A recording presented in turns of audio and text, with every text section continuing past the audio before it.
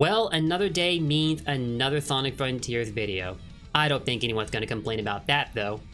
So yesterday, Game Informer put up their interview with Morio Kishimoto and Takashi Iizuka, two leading members of Sonic Team who are hard at work on the next mainline Sonic game. Much of what was said in this interview has already been repeated in other interviews that have been shared since June, so there's not a lot you'll find here in the way of new content and the like. However, on reading through this article, there was one detail I couldn't help noticing, and it's how Morio Kishimoto implies that the cyberspace stages are optional and therefore only one route towards finishing the game.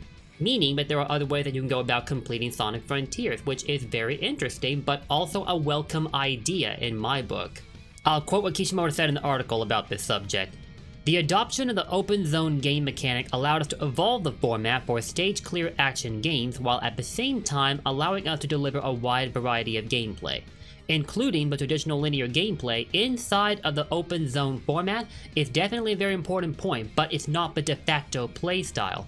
In order to progress through Sonic Frontiers, you can choose to strategically play the traditional linear gameplay as one way of advancing, but it's not absolutely necessary. So depending on your playstyle, the amount you want to engage in that gameplay is up to you.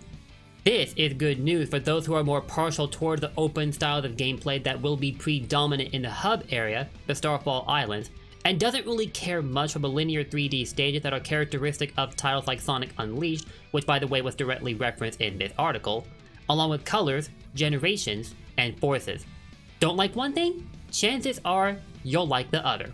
Sonic Team will still be trying their hardest to tempt you into playing these stages, as they have apparently focused heavily on their quality during development. One complaint they've taken notice of is how Sonic stages tend to feel on the shorter side. This is definitely noticeable in Sonic Forces, where the stage length and difficulty curve have greatly receded. But in Sonic Frontiers, they intend to address this by opting for the open zone gameplay style instead, and as for the cyberspace stages themselves, though it's still feeling the shorter side, according to a Q&A from IGN, they will have multiple goals that you can finish to unlock the vault keys, which are then used to collect the Chaos Emeralds. So already, this is a tremendous step up the ladder. As much as I like the idea of these being optional, I am also a little bit confused. As I just said, you have to finish the cyberspace stages to get the vault keys, and these are needed to unlock the Chaos Emeralds, which I imagine are a hugely important part of the storyline.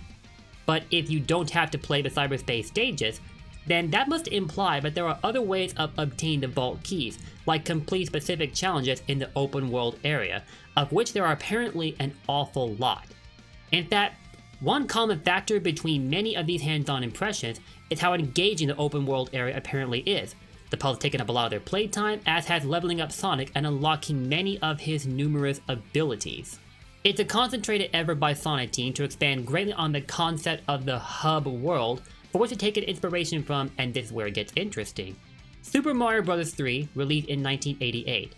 In that game, you start by choosing one of many stages that have been placed around a map, and then you play that stage from the start to the finish, and bam, that's Super Mario Bros. 3. With Sonic Frontiers, they will carry that concept over while greatly evolving it. The classic Sonic games and the Adventure series were also said to be starting points when drawing up the concept for Sonic Frontiers, and in Sonic Adventure, you see that a similar concept with a hub world has been utilized. There are 3 adventure fields, Station Square, Mystic Ruins, and Egg Carrier, and in any of those 3, you can access a variety of action stages, some of which you need to fulfill specific conditions in order to unlock, but the rest are completely open to you.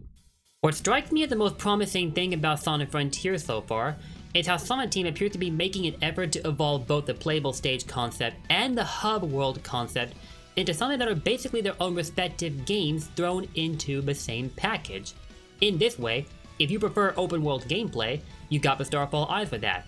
If you prefer the linear style 3D Sonic gameplay that's been a thing in games like Unleashed and such, you'll have the cyberspace stage for that. Take either avenue, and you stand a chance of finishing the game. That is really sick! And it also makes sense because, think about it. Over the years, we've had quite a stack of Sonic games to choose from. You got your classic games, you got your adventure games, you got your boost games, you even got your oddball fighting games like Sonic the Fires and Sonic Battle, you got your racing games, the list goes on and on. So, predictably, people will have their preferred styles of Sonic gameplay, and other styles they don't like all that much. So in Sonic Frontiers, This is a much better example of trying to satisfy multiple crowds than trying to throw 2D and 3D together like that. Well, if we're being technical, they did throw 2D and 3D gameplay into the same game, but whether in the same stages, well, that's a question that has yet to be answered. I just know there are some Cyberspace stages that are completely 2D and others are completely 3D, but where they're mixed, nothing about that has been made clear, so I can only guess. I'm sure the message is clear. In most other Sonic titles, players will be locked to the same rule set that they have to follow if they want to finish the whole game. Whereas in Frontiers, the game is being left entirely in the hands of us, the players. Whatever sequence of events there is, you can finish them in whatever order you want and the game will open itself up to you. This is the kind of game that will ensure tons of replayability value. And because of that, I totally believe Takashi Iizuka when he said that this is the longest mainline Sonic game to date. This is super promising. I just wish that it was trailers that demonstrated the very concept that won me over rather than written material about the game. It's kind of weird like that, I know, but still, step in the right direction. That's all that matters. I will say this though, with how the Cyberspace stages are tied into Sonic's memory, I would not have expected these to be optional. It's also said that you rescue Sonic's friends from Cyberspace itself. For example, Amy. In her case, you have to collect a set number of hearts, which I presume are the memory tokens that were referenced in previous interviews, to save her. Whereas in the case of Tails, well, the collectible specific to him was never identified. I'm gonna guess something like workshop tools because that's what he's known for, right? Thinking of it that way, some of these Cyberspace stages may be mandatory to play. For example, when you start the game, you are immediately thrown into the first Green Hill Cyberspace stage, which is a tutorial stage. That makes sense because you will want to understand how to play through these stages in case you develop an interest in Cyberspace later on. And I imagine that the open world tutorials will be confined to the Starfall Islands themselves. It only makes sense, right? But yeah, some of these Cyberspace stages may be mandatory for the sake of a story. Most of them, however, might actually be optional, which I would not mind whatsoever. I'd like some incentive to check out both halves of the game. By the way, in a previous video I made, I incorrectly referred to these collectible hearts as skill points, but those are not the skill points.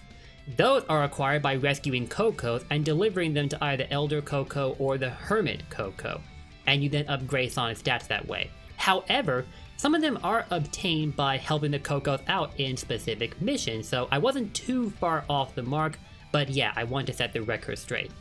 Had we decided to make these hearts the skill points, it would have been a subtle shout out to the existence of the piece of heart collectibles in the Zelda series. But frankly, Sega might be getting sick of the comparisons to Zelda, so it's good for them that they did not go that route. Getting back to the point, according to Morio Kishimoto, the Cyberspace stages are not the only avenue towards success in Frontiers, but just one of many options.